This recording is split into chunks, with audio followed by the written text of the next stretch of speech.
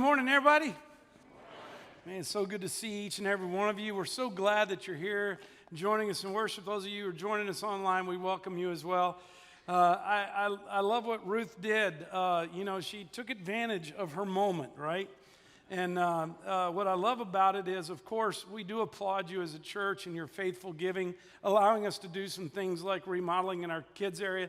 But I like the way she said, and you can see the new floors every week if you volunteer. So I applaud that. Why? I believe this. I mean, I know this to be true. I don't have to just believe it. I know it to be true. We as a church, the only way that we function is through volunteers. It's amazing what we're able to accomplish because many of you give your time to serve in different areas. And I know Ruth appreciates it. She could always use more help. And that would be a great place to serve and be a part of the ministry here at Second. And so way to go, Ruth. Good job. Way to do a shameless plug there. But as you know, we're in this series on lead. I want to encourage you, if you have your Bibles, and I hope you do, take them out and turn to the book of Exodus. The book of Exodus. The good news is that's only the second book of the Bible, so you can start in the front and flip over. And we're going to be in chapter 18, Exodus chapter 18. Today, I want to talk about several things, but the main idea I want to throw at you today is this. Everyone is leading someone. Just think about that for a minute. Everyone is leading someone. Now, as I get into this message, and I promise you I'm going to get there, there's some thoughts I want to give you based on that idea of everyone is leading someone. First thought is this: everyone is a leader. Everyone's a leader. Now, you might be sitting there today thinking to yourself, but Tommy, you don't know me. I'm not a leader. But I believe the truth is everyone's a leader. You might not see yourself that way. You may say, but I'm an introvert. Leaders are extroverts. That's just not who I am. But I want to say it again and again, and you're going to see this in just a minute. Everyone is a leader in some form or fashion. Which brings me to my second point. Don't want to spend a lot of time here, and it's this. You may be leading wrong. If you don't realize you're a leader, your leadership may be bad, or can I put it this way? You may stink at leading. Not because you're a bad leader, you just don't realize you are leading. And you're not leading in the way that God would want you to do. Maybe you're leading the wrong direction. Which brings me to my third thought, and it's this. There are different levels of leadership. Different levels of leadership. I could spend a lot of time here, but let me say it this way. I believe everyone is a leader, but you need to be observant of what or who you are leading because there are different levels of leadership. What do I mean by that? Well, maybe your leadership, don't laugh at me, maybe your leadership is you're leading the family pet. Maybe you're the one that's training and leading and teaching and disciplining even the family pet. Maybe it is leading your family. Maybe it's leading a social organization. Maybe it's leading a sports team, or you lead a team at work, or maybe you volunteered to be the class mom at school or a class dad at school this week. Maybe you're the manager of a company. Maybe you're the CFO, the CEO, the COO. I don't know what your level of leadership is, whether you believe there is no leadership at all. I believe everyone's a leader. You're leading someone or something, and it may be a very small level of leadership, and there may even be a greater level of leadership, and I'll explain more of that in a minute. But it's important for you to understand that. And so, if everyone's a leader, and if everyone is leading someone, what does good leadership look like? Especially if you're leading someone. What does good leadership look like? And that's what I want us to talk about today. If you have your Bibles, hopefully you have them open to Exodus chapter 18 by this time. Let me set this story up for you. You may be familiar with it. Moses is leading the children of Israel from bondage to the promised land. Now, one of the things that I don't think we oftentimes consider in this story of Moses leading the children of Israel to the promised land was, what was Moses dealing with? Can we just take a moment and understand that it's raining outside? Isn't that awesome? And Mark's not even preaching. I did have lunch with him this week. I think that's why it's raining today. But yes, I said it, Mark. I know you're watching. But Moses is leading the children of Israel out of the promised land, and we, in our minds, don't comprehend the enormous responsibility. Why do I say that? Well, in Exodus chapter 11, we get a glimpse of Moses' leadership challenge, and it's this. In Exodus 11, it says that there are 600,000 men who left with Moses. 600,000 men. And it also mentions that there are women and children, and it also mentions that there were other foreigners that traveled with them. So do the math. Let's just assume, this may or may not be true, but let's just assume. Let's assume that each one of those men had a wife. That's 600,000 ladies. We're now over 1 million. Let's suppose each one of those families were typical biblical families during this day and time. They had anywhere from 3 to 5 children. They were not like Susan and I with 9, 3 to 5. 3 to 5. So start adding that up, and you begin to realize the enormous pressure that Moses had in leading this group. How do I know that? How do I know that? Because I've been on vacation with my family. And you have too. I asked in the first service. I'm not even going to ask it this time because there were a bunch of liars in the first service, and I think you would lie too. I asked this question. I said, how many of you love to go on vacation? Everybody raise their hand. I said, how many of you love to go on vacation with your spouse? And a bunch of people raised their hand. I said, you're liars. Why do I know that? Because I've heard stories from people. How wives love the fact that their husband throws a few things in a little duffel bag and goes and sits in the car and waits on her to pack all the kids' clothes, get the dogs and animals taken care of, load the car, wash it, fill it up with gas. And he's like, I can't understand why we don't leave on time. I'm bringing up a sore subject right about now. Can you imagine? I mean, I know what it's like traveling with kids and driving down the road. You know, you look at your spouse and say, hey, where do you think we ought to stop for lunch? I don't know. It doesn't matter to me. Well, why don't we just grab Subway? Well, you know, I kind of already had Subway this week. Well, it doesn't matter to you, then we'll go there. No, I really don't want that. And the kids are in the back going, McDonald's, you know. Oh, it's a wonderful time traveling with our families. You know? Now, multiply that. Multiply that. Moses is not just traveling with his family. He's traveling with all these other families, all these other opinions, all these other people that have thoughts and ideas of how they ought to make this journey. You know? I mean, I think about just the reality of when you go on a trip. Nowadays, it's a whole lot different with, the directions on our phone. But I remember, hey, we're going to go somewhere. Susan's like, which direction are you going to go? Well, I thought I'd go this way. Well, I don't know that I'd go that direction. I mean, we can't even decide which way to come to church that is the right way, right? From the house. And I just think about all the conflict that was going on with all these people. I think about just in my household, the daily conflict that happens in my own household. And that's just me and Susan. Then you add in the kids. That was a joke. We never have conflict. It's just fun at our house. No, I mean, think about this whole story. This is what I'm trying to set up for you. Think about the reality of what Moses is doing and the people that he's leading.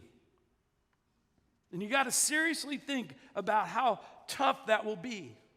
Now, in chapter 18, Add into all that, Moses's father-in-law, Jethro, shows up. Jethro shows up. His father-in-law shows up to see him for a visit. Brings Moses' wife, a couple of the kids, comes for a visit. They hadn't seen one another, and so he brings them for a visit. I think it's kind of funny. It doesn't mention the mother-in-law. And Moses was actually excited to see his father-in-law. I'm just saying, It's in the Bible. I'm not making it up. So they show up. When they first show up, they're excited to see one another. They're celebrating. They're high-fiving what God's been doing for the children of Israel. They're telling stories of God's grace and mercy and redemption. They have a great meal and everything. And this is where we pick up the story in verse 13. The next day, this is the day after Jethro arrives, Moses sat to judge the people. Now, let me say this real quick. I'm going to read a bunch of verses and I'm going to read fast. So hang on. The next day, Moses sat to judge the people, and the people stood around Moses from morning till evening. When Moses' father-in-law saw all that he was doing for the people, he said, "What is this that you are doing for the people? Why do you sit alone and all the people stand around you from morning till evening?" And Moses said to his father-in-law, "Because the people come to me to inquire of God. When they have a dispute, they come to me, and I decide between one person and another, and I make them know the statutes of God and his laws." And Moses' father-in-law said to him, "What you are doing is not good. You and the people with you will certainly wear yourselves out, for the thing is too heavy for you. You are not able to do it alone. Now obey my voice. I will give you advice, and God be with you. You shall represent the people before God and bring their cases to God, and you shall warn them about the statutes and the laws and make them know the way in which they must walk and what they must do. Moreover, look for able men from all the people, men who fear God, who are trustworthy and hate a bribe, and place such men over the people as chiefs of thousands, of hundreds, of fifties, of tens." See? We all have different levels of leadership. "And let them judge the people at all times. Every great matter they shall bring to you, but any small matter they shall decide for themselves. So it will be easier for you, and they will bear the burden with you. If you do this, God will direct you. You will be able to endure, and all this people also will go to their place in peace." So Moses listened. Don't miss that. Moses listened to the voice of his father-in-law and did all that he said. Moses chose able men out of all Israel and made them heads over the people, chiefs of thousands, of hundreds, of fifties, and of tens. And they judged the people at all times. Any hard case they brought to Moses, but any small matter they decided for themselves. Then Moses let his father-in-law depart, and he went away to his own country. So let me ask this question. If everyone's leading someone and everyone is a leader, here's the question. What does good leadership look like? What does good, solid, biblical leadership look like? And that's what I want to look at this story. I'm going to give you some stuff real quick, all right? Here's the first one. It's not about you. For those of you who are leaders, you might not want to hear that, but it is true. Just because you are the leader, it's not necessarily about you. In fact, in my own personal opinion, this is probably one of the greatest leadership failures that leaders have when they make everything about them. Every decision has to go through them. Every decision has to be approved by them. It's got to be their idea or no idea at all. It's their way or the highway. It's all about me. That is a horrible leadership decision. And that's exactly what Moses was doing. When Jethro sees what Moses is doing, Jethro sees all the people standing around all day and Moses sitting all day as judge and jury for the people, and he looks at Moses and says, "Boy, what are you doing? What are you doing?" Look at verse 17 again. He says, "What you are doing is not good. What you're doing, it's just not good. You and the people with you will certainly wear yourselves out, for the thing is too heavy for you. You're not able to do it alone." And so he's telling Moses an age-old leadership truth, and that is, even though you are leading at different levels of leadership, everyone's leading someone and everyone is a leader, but your leadership is not always about you. It's just not. Now, I know what some of you are thinking, but I'm the leader. I mean, shouldn't I lead? Well, yes, you should lead. And there are some decisions that you have to make. And yes, sometimes, depending on your level of leadership, the buck stops with you. But it's not always about you. It's not.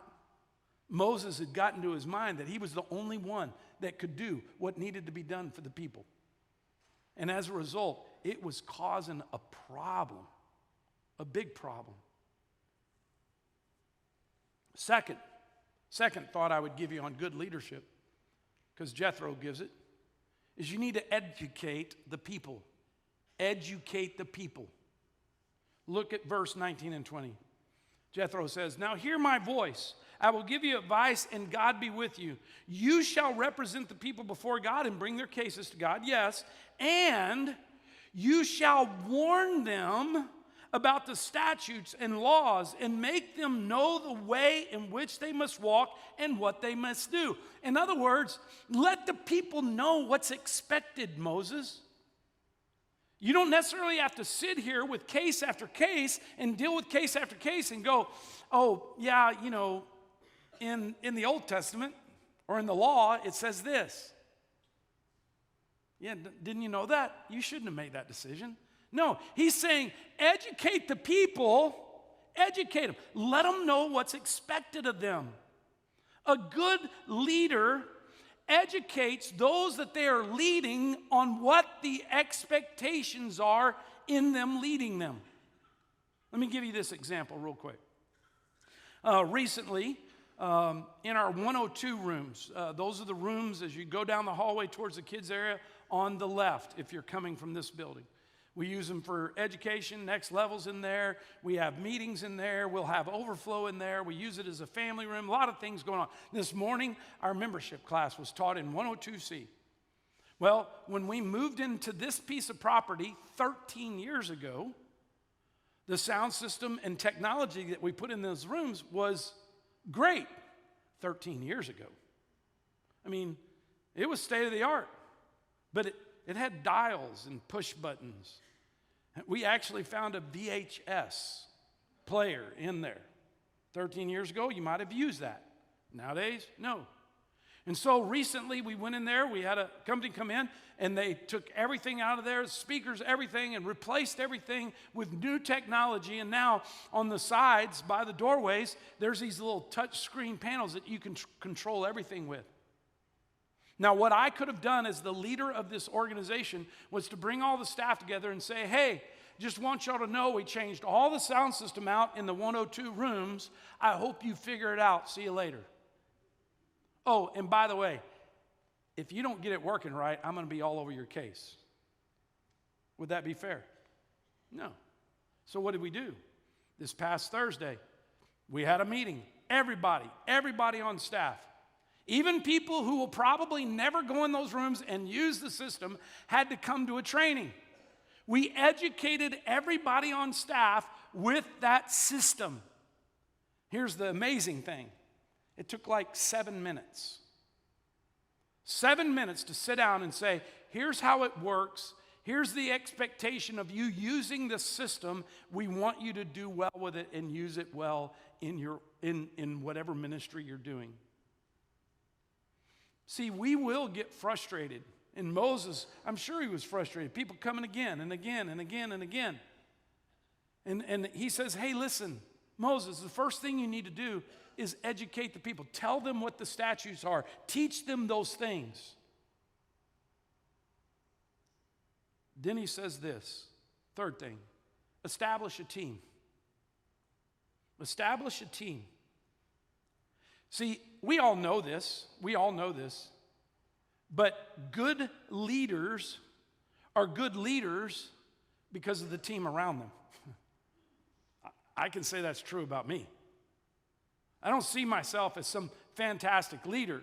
I know I'm a leader, But I also realize that my leadership here at Second has been the best it could possibly be, not because of who I am, but because of the people that are around me, my staff that serves alongside me. How did Jethro say this to Moses? He says in verse 21, "Moreover, look for able-bodied men from all the people, men who fear God, who are trustworthy, who hate a bribe, and then take those men and put some over thousands, some over hundreds, some over 50, some over tens." Once again, let me point it out, different levels of leadership, different responsibilities. This is how we actually operate as a staff up here at Second.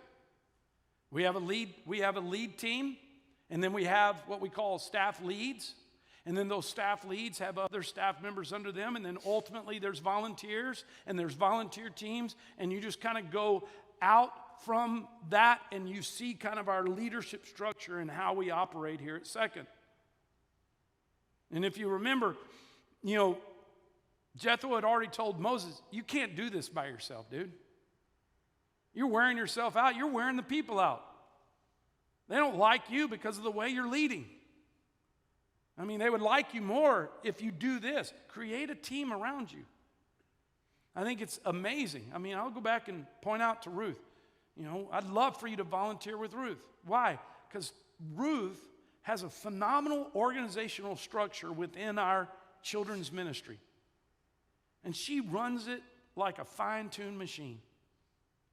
And you show up to volunteer with Ruth, you don't have to guess what you're doing. She's gonna let you know. She's gonna give you the information. She's gonna educate you on what you're gonna need to do. She's gonna place you in a place, and she's gonna let you lead out in that. She's gonna let you in your volunteer status. But why? Because she creates great teams around her.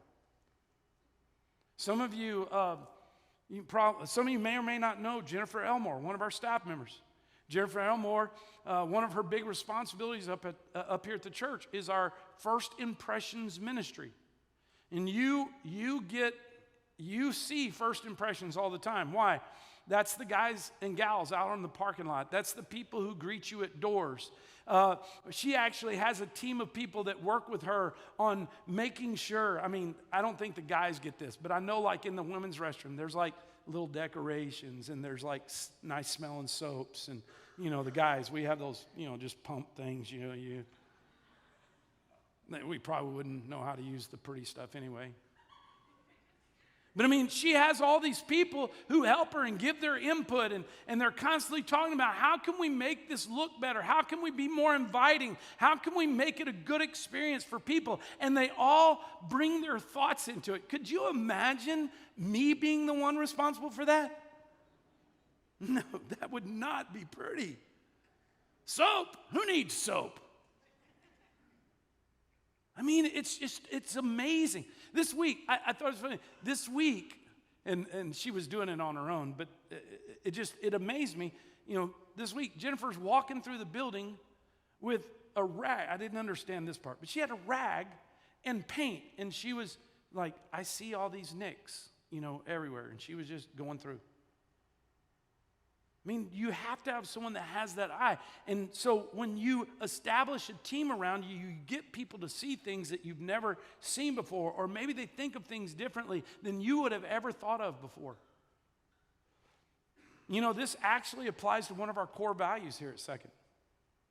And this is a shameless plug, but one of the things we believe is that you ought to be connected with people in small group. In fact, I'm wearing this fall spiritual journey is about to kick off. Blessed. And it's not what you think. And we're gonna be talking about that, but one of the main things that we want you to do in our fall spiritual journey is get in a group. Get on a team of people so that you can talk about life together and you can push back with one another. You can realize that you're not the only one struggling in that particular arena of life. And you can be encouraged and you can encourage other people. That's why we want you in a group, because you do life together. It's good to be on a team. I was amazed, even yesterday. I was just blessed by this. Yesterday was, it was actually on Friday, but yesterday we celebrated one of my grandson's birthday. He was 2 years old. And my son and his wife had a big birthday party yesterday. They actually invited us to come. And I think they invited all of Baytown. I mean, there was a lot of people there. And people I hadn't met before, extended family members. It was a great time. But one of the things that was a real blessing to me that I saw while I was there is that there were couples there. And the reason they were there is because they are in small group with my son and his wife. They're doing life together. They're connected. They're on a team. And a good leader builds a team around them. But here's another quick thought right behind that, my fourth thought, and it's this. You need to trust your team. You need to trust your team. Jethro said it this way. I'm not going to read the whole passage, but Jethro said it this way. He says, let them judge the people at all times. The big matters they can bring to you, the little matters they take care of. It's going to be easier on you. It's going to be easier on them. It's going to be easier on the people. Can you imagine the people who were having to stand there waiting for the judgment of Moses? I mean, it said they stood there all day long. And then couldn't you imagine they get up to Moses and he doesn't necessarily rule in their favor? I mean, anybody love to stand in a line? Go ahead, raise your hand. Let's see if there's any sick people in here. None of us think, you know what? Today, I hope I get to stand in a line all day long. Recently, my daughter needed her Social Security card, and we couldn't find it. Probably lost in the move. And so, she wanted to get her driving permit. So pressure's on Dad. Get everything. So, I'm going to take matters in my own hand. I go up to the Social Security office one afternoon. And if you've never been there, you ought to do it sometime. You'll decide whether you're a follower of Jesus or not in that moment. So I go to the Social Security office, and lo and behold, I was shocked. There was no line. I was like, this is good. I walk in, I found the line. Go over, punch in stuff. They give me a number. I go sit in a chair. I start waiting for my number. My number finally gets called. I go up to the front, take all the stuff up there with me that I had, present it to the person. They said, this is great. You can't do this. Your daughter has to be here, and you also need this. And I was like, this is wonderful. So I leave. I have to figure out schedule with my daughter. When can you go? And it was right when we were about to leave on vacation this summer. And I'm like, okay, we're going to go early in the morning, right? I'm smart. We're going to go early in the morning. We're going to beat everybody there. No. This time I show up, the line is down the sidewalk. And I already know there's a line inside too. So we wait, we get all the way up. And just think about these people standing there waiting for Moses to judge. But Jethro says, no, develop a team, but here's even better. Trust your team. Trust your team to do what you've asked them to do. Some may think this is a weakness. I think it's a strength for me personally. I'm not a micromanager. You can ask Ruth, you can ask my team. I don't come behind them and go, hey, what are you doing? Or you think that's the right way to do it? I don't know. I think I would do it. That's their job. I got other things I got to take care of. I can't be doing theirs and mine. And, if I'm doing their job, then one of us is useless. They would probably say me, but one of us is useless.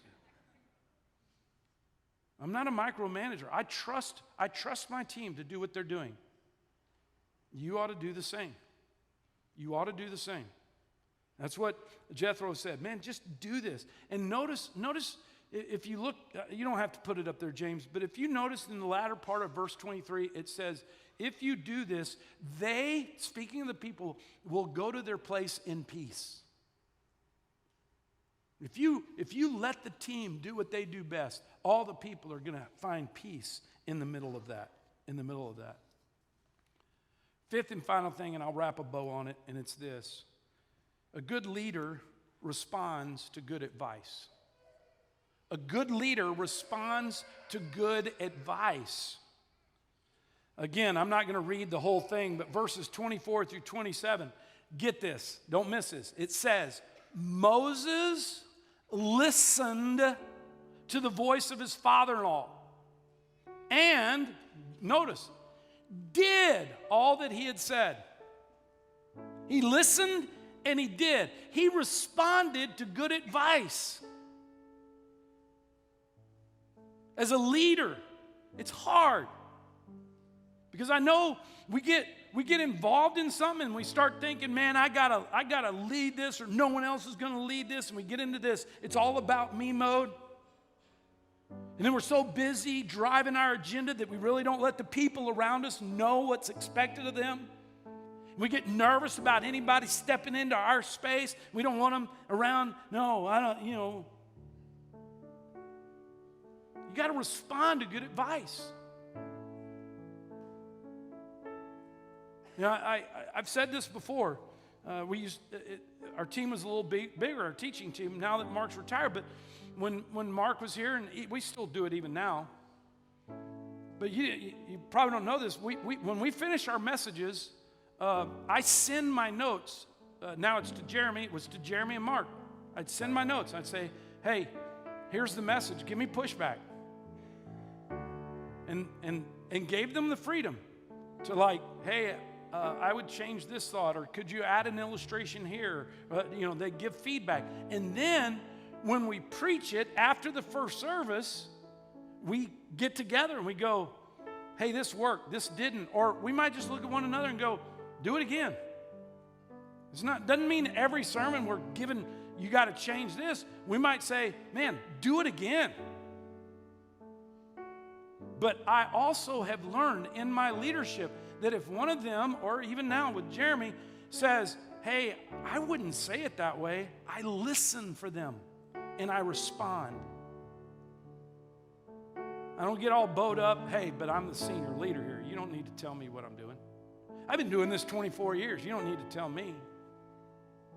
But if I have a team around me that I trust, I want to make sure that I listen and respond to good advice.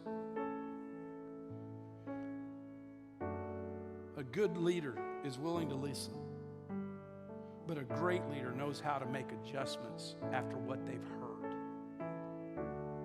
So, go back to the main thought, and it's this. We're talking about leadership.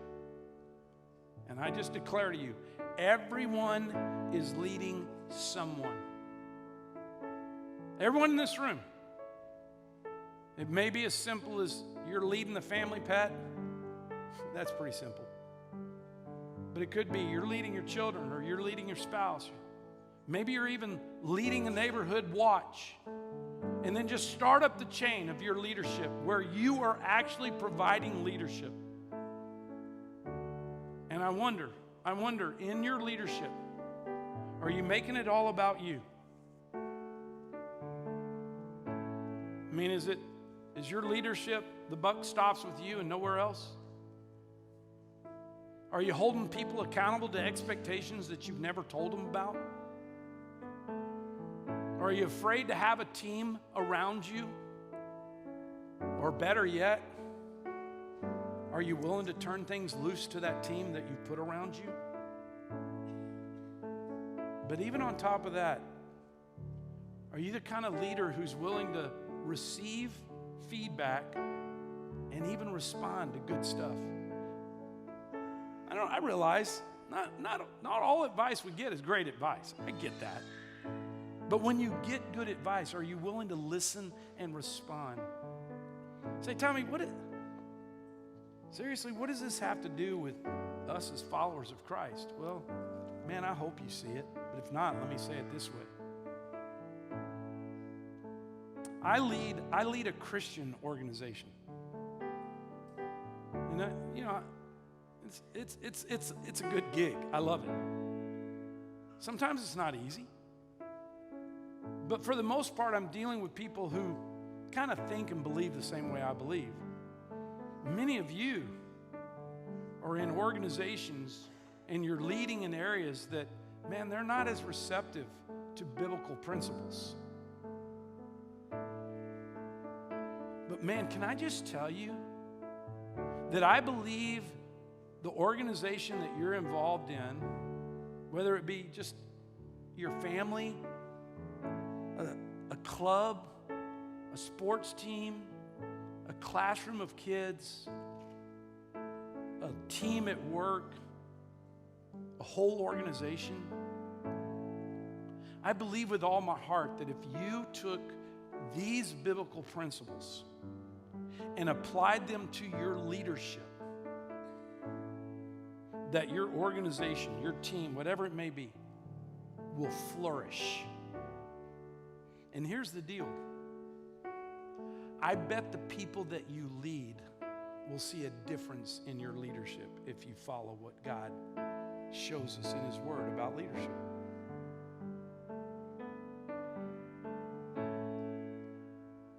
And wouldn't it be amazing?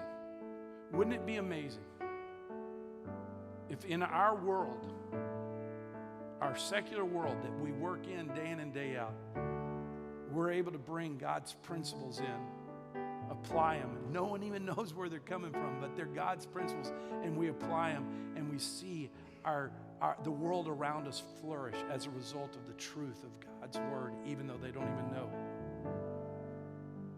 it. So,